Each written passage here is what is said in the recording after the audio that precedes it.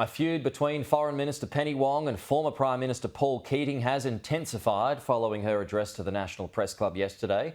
The Foreign Minister used her speech to hit out at those who take self-satisfied potshots at the US after Mr Keating criticised America's concerns about China's influence in the region. But I think on Mr Keating, what I would say is this. I think in tone and substance, he diminished both his legacy and the subject matter. Mr Keating released a statement in response to the speech saying Minister Wong's address added nothing of substance to the urgent task of softening the divide between China and the US. Joining us now, former Labor Senator Stephen Conroy. Stephen, good to see you. We have spoken about Paul Keating a few times in the past, so what do you make of his latest intervention and the stoush now, the ongoing stoush between him and Penny Wong?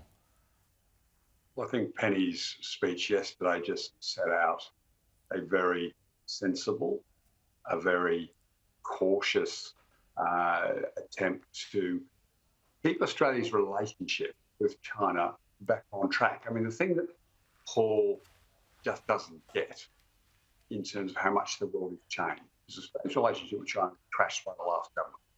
It was trashed for cheap domestic political gain. It wanted to play the Shanghai Sam card. It wanted to try and pretend Labor was going to be soft on China. All that's the context.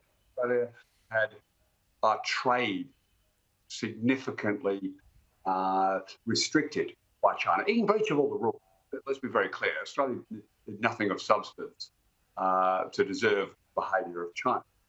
But what Paul just doesn't want to understand is Asia and the Indo-Pacific is bigger than just China.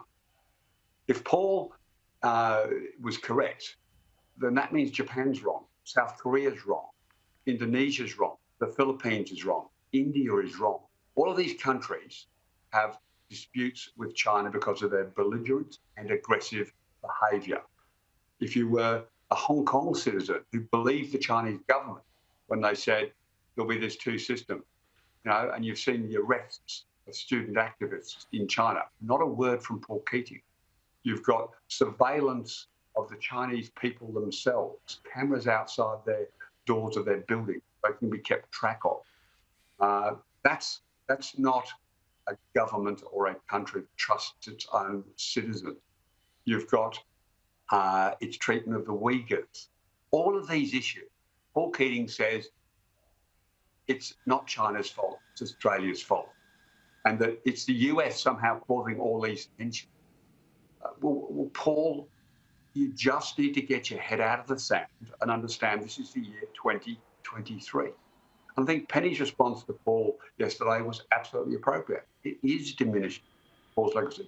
Paul is a hero of the Labor movement. But on this issue, he's wrong. Now, Paul is never famous through all his 40 years of public contributions for admitting that he's wrong very often. And I don't see him understanding or being willing to change a lifetime of behaviour. He's not going to admit he's wrong. He's not going to suddenly point out to the Chinese government, what about your promise not to militarise the South China Sea? Paul, they don't own the South China Sea. There's been an international court ruling on this. They have absolutely zero claim to intimidate shipping, to intimidate aircraft, to claim ownership of these islands. So this is not about China's backyard. The international court has said it's not China's backyard, Paul. Yeah. And the sooner you start pointing that out to the Chinese government with your influence that you have with them, and let's be very clear, Paul is a voice the Chinese listen to. Yeah, he's also a voice for the Labor Party too, I mean, in some sectors anyway. How much influence does he have within the Labor Party these days, Stephen? Well, you can see that there is a legitimate debate around the AUKUS decision and about what's going on. But Penny Wong has got almost unanimous support for her careful and cautious work she has been doing. I mean, Paul again wants to ignore that Australia is back on track. And it's back on track because it's not using the megaphone.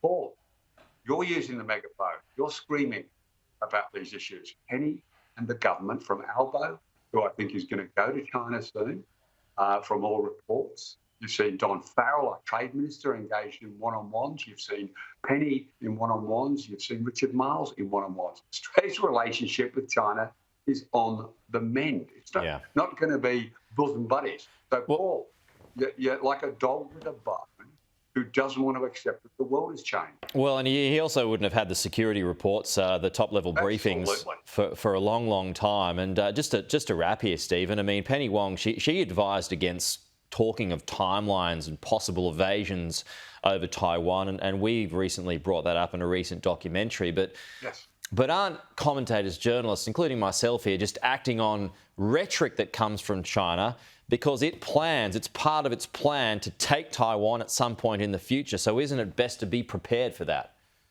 Absolutely. I mean, you've got to accept that.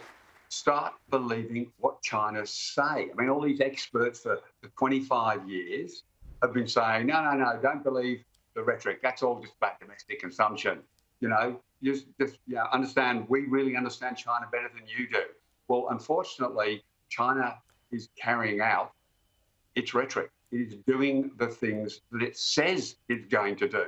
Yeah. So it is time to understand that on Taiwan, they are serious about wanting to not wait until the Taiwanese agree to a governance model with them. They intend to, one way or the other, take control in exactly the same way they did in Hong Kong. They weren't prepared to wait. They signed a treaty and then they just jumped all in. So just a final one here, just to wrap up. I mean, is it damaging when Paul Keating fires back, or do you ignore it? What do you take it on board? What do you do? Only to himself. Albo, Penny and Richard are doing a fantastic job of, getting our relationship back on an even keel. You've just got to look at what is actually happening in the relationship. There's conversations taking place now. Paul ignores all of that. So Paul's views are not supported by the Japanese government, South Korean government, the Philippine government, the Indonesian government, the Indian government. I mean, Paul, there's one common denominator here who's, on the side of China, and it's you.